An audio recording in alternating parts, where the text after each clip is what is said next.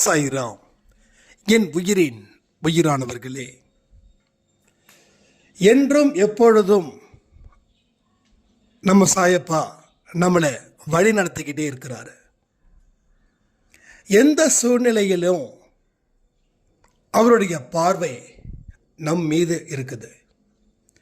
நீங்கள் மிகப்பெரிய சந்தோஷத்தில் இருந்தாலும், நீங்கள் பெரிய வெற்றியை அடைந்தாலும், உங்கள் குடும்பத்தில் நீங்கள் சந்தோஷமாக இருந்தாலும் அவருடைய பார்வை உங்கள் மீது இருக்குது. நீங்கள் அவருக்கு ரொம்ப செல்ல குழந்தைங்க. எத்தனையோ பேர் சாயப்பாவை ஒரு கடவுளாக பார்க்குறாங்க. நீங்களோ அவரை மனப்பூர்வமாக அப்பா அப்படின்னு சொல்லி அன்போடு அழைக்கிறீங்க. அப்பாவுக்கு மீனிங் என்ன? அதே மீனிங் தான் அவருக்கும். சாய் பாபா அப்படின்றத விட சாயப்பா அப்படின்னு சொல்லும்போது உரிமை அதிகம். சில பேர் சாய் அம்மா சொல்லுவாங்க. அப்போ ரெண்டு ரிலேஷன்ஷிப்புமே ஒவ்வொரு மனுஷனுக்கும் ரொம்ப இம்பார்ட்டன்ட். எல்லாருக்கும் ஒரு அப்பா ஒரு அம்மா அப்படின்றது போல நம்ம அன்பே சாய் இல்லை குடும்பத்தில் இருக்கிற அத்தனை பேருக்கும் சாய் அப்பானா அது சாயப்பா தான். அந்த இடத்த நாம் நம்ம இதயத்தில் வச்சுருக்கோம். இதனால் என்ன லாபம் தெரியுங்களா? நீங்கள் பலனை எதிர்பார்த்து வணங்க மாட்டீங்க. நம்ம ஹிந்துஸில் முக்கியமான ஒரு வார்த்தை என்ன தெரியுமா? பகவத்கீதையில் சொன்னது, கடமையை செய், பலனை எதிர்பார்க்காத. ஆனால் நிறைய பேரை பலனை எதிர்பார்த்து கடவுளை வணங்குறாங்க. அவங்க அதிக நேரம் நீட்டிக்கிறது இல்லை. அவங்களுக்கு தேவையானதை கிடைச்சிடுச்சுனாலும் கடவுளை விட்டுடுறாங்க. இல்லை தேவையானது கிடைக்கல அப்படின்னாலும் அந்த நம்பிக்கையை விட்டுட்டு ஒன்று வேறு கடவுளுக்கு போவாங்க, இல்லை கடவுளே இல்லைன்னு ஒரு முடிவை எடுப்பாங்க. இதுதான் இங்கே மாறி மாறி நடக்குது. அப்போ பலனை எதிர்பார்த்து செய்யக்கூடிய செயல்களில் ஏமாற்றம் கிடைச்சிடுச்சுன்னா மறுபடியும் செயல் புரிவதற்கு மனிதனுக்கு மனமே இல்லாதது போல ஆயிடுது. எவ்வளவோ செஞ்சங்க, ஆனால் வாழ்க்கை இப்படி போயிடுச்சுன்னு அந்த ஒரே ஒரு வரி உங்கள் மனசில் வந்துடுச்சுன்னா வாழ்க்கையே முடிஞ்சிடும். அந்த ஒத்த வரி வரவே கூடாது. அப்போ பலனை எதிர்பார்க்காம நீ கடவுளை வணங்கும் போது கடவுள் துன்பத்தை கொடுத்தாலும் கடவுள் இன்பத்தை கொடுத்தாலும் உங்களுடைய மனம் என்னமோ சரி சமமான மனநிலையிலேயே இருக்கும்.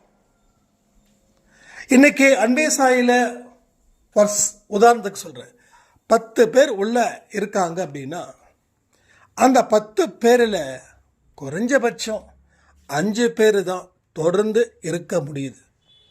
மீதி 5 பேர் ஏன் இருக்க முடியலன்னா அவங்க நினைச்சது நடக்கலை. அப்போது பலனை எதிர்பார்த்து வரவங்களுக்கு ஏமாற்றமாக போகுது. அவங்கள குறை சொல்ல முடியாது. ஏன்னா அவங்களுடைய மைண்டு அப்படிப்பட்டது. அது யாராலையும் எதையுமே செய்ய முடியாது. அவர்களாக பார்த்து உணர்ந்தாதான் அவங்க வாழ்க்கையை அவங்க மாற்றி அமைச்சிக்க முடியும். நான் அடிக்கடி ஒரு உதாரணம் சொல்லுவேன்.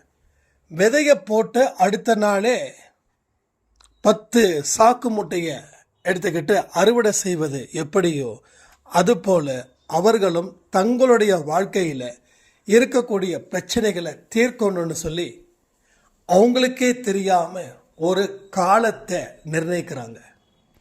அந்த காலம் வரைக்கும் பொறுத்திருக்காங்க. அது கிடைக்கல அப்படின்னும் போது யோசிக்கிறதே இல்லை, ஸ்டாப் ஆயிடுறாங்க.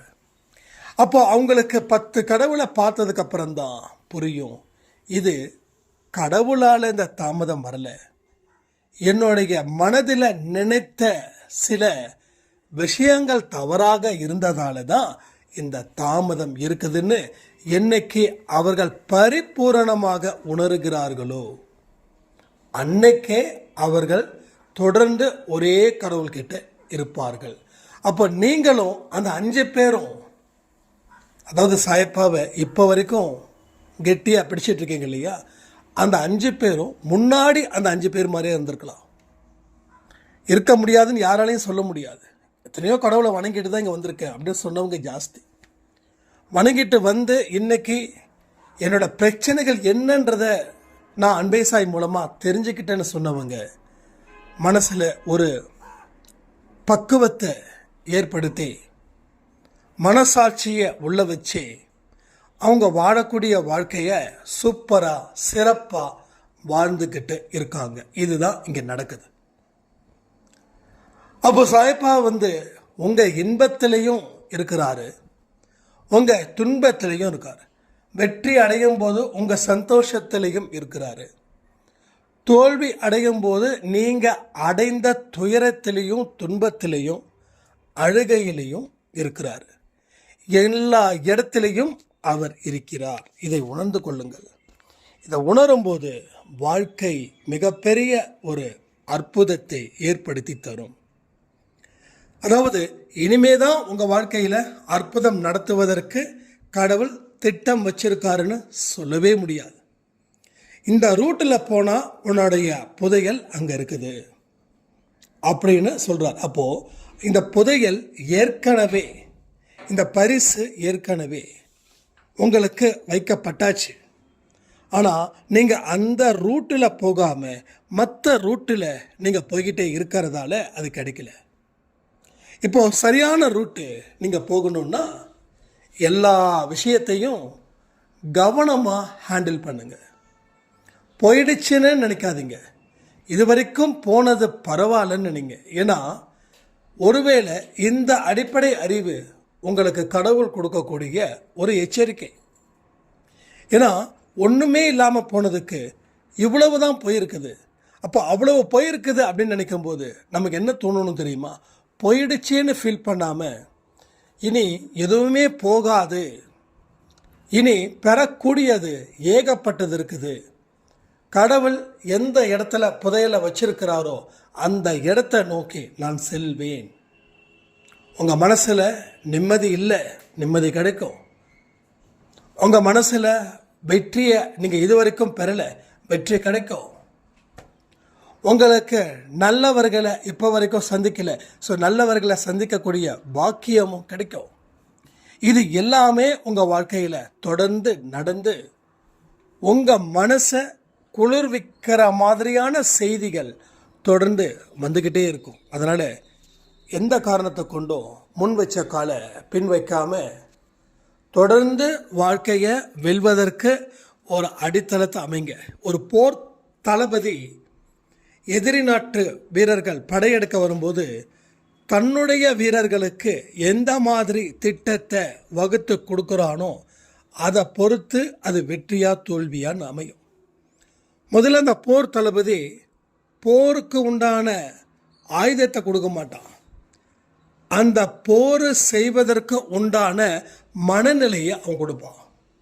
முதல்ல எல்லா போர் வீரர்களுக்கும் அமைதியான முறையில் இருக்கக்கூடிய பயிற்சி, தியானம், பிராணாயாமம் இதெல்லாம் ஸ்டார்ட் பண்ணி அதுக்கப்புறமா சில பயிற்சிகள் உடம்போட தசைகள் நல்ல ஸ்ட்ராங் ஆகிறதுக்கும் இதெல்லாம் கொடுத்து, உடல் ரீதியாகவும் பயிற்சி கொடுத்து, மன ரீதியாகவும் பயிற்சி கொடுத்து, அதுக்கப்புறமா தொழில்நுட்பத்துக்கு உண்டான ட்ரைனிங்கை கொடுத்து அதுக்கப்புறம் நிற்க வச்சானா அவன் ஜெயிச்சிருவான்.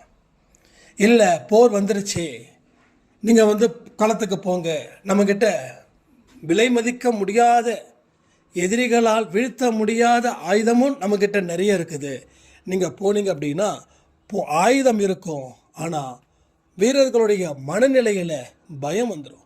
ஒரு பயத்தை ஏற்படுத்தினா எவ்வளோ பெரிய தைரியசாலியாக இருந்தாலும் அவனால் அதை எதிர்த்து போரிட முடியாது. அப்போ நீங்கள் தான் உங்களுடைய வாழ்க்கைக்கு போர் தளபதி. உங்கள் மனதையும் உங்கள் புத்தியையும் அலைப்பாஞ்சிக்கிட்டே இருக்குது. இதை பண்ணலான்னு முடிவு பண்ணுவோம், அடுத்தது பண்ணக்கூடாதுன்னு முடிவு பண்ணுவோம், பிறகு பண்ணலான்னு நினைப்போம், பிறகு பண்ணக்கூடாதுன்னு நினைப்போம். இதை தொடர்ந்து நம்ம டிஸ்டர்ப் ஆகிட்டே இருக்கோம் நம்ம மைண்ட் அளவில். ஸோ எதை பண்ணணும்னு நினச்சோமோ அதை பண்ணிடுங்க. நேரம் ஆனாலும் தாமதம் ஆனாலும் சரி, அதில் நீங்கள் உறுதியாக இருந்தால் தான் உங்கள் மனசுக்கு பழக்க வழக்கங்கள் எளிதாக அமையும். இதை புரிஞ்சுக்கோங்க. வாழ்க்கைன்றது வாழ்வதற்கே இதை எல்லாத்தையும் செய்யும்போது வெற்றி நிச்சயம். சாயின் சத்தியன் சொல்லி இந்த பதிவை நான் முடிக்கிறேன். ஜெய் சாய்ராம்.